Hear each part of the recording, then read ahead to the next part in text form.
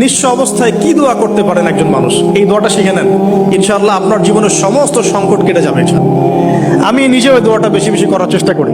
দোয়াটা হচ্ছে, মুসা আলাইহিস সালাম একটা গাছের নিচে হেলান দিয়ে বসলেন, বসে দেখলেন দুইজন মেয়ে দাঁড়িয়ে আছে দূরে, পানি নিতে পারছে না, লোকজন পানি নিয়ে যাচ্ছে, ওরা দাঁড়িয়ে আছে বেচারি। মুসা আলাইহিস সালাম গিয়ে বললেন, কি সমস্যা আপনাদের? এটা নিয়ে আপনারা আবার মেয়েদের সাথে কথা বলার চেষ্টা করেন, ঠিক আছে?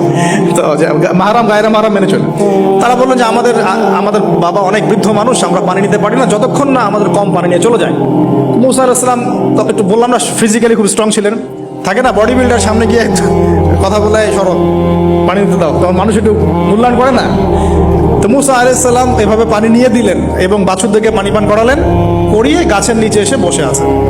বসে বসে তিনি দোয়া করছেন, এই যে দোয়াটা তিনি দোয়া করছেন, রব্বি, একটা নেক কাজ করলেন, নেক কাজ করলেন না, মানুষের উপকার করলেন, নেক কাজ করে এসে গাছের নিচে বসে দোয়া করছেন, আল্লাহ এখানে তো আমার খাবার পানি বাসস্থান কিছুই নাই, আমি কি করব?